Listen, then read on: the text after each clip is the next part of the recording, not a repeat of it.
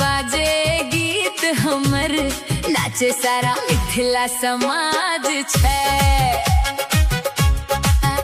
अरे झुमका झनकार छै, तोहर रूप बेमिसाल छै।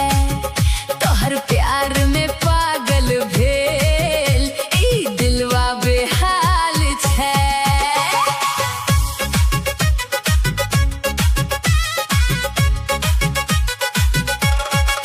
गमक चौक पर डीजे बाजे, तोहर नामक चर्चा छै। लाल चुनरी ओढ़ी के अइली, देखे वाला सब हैरान छै।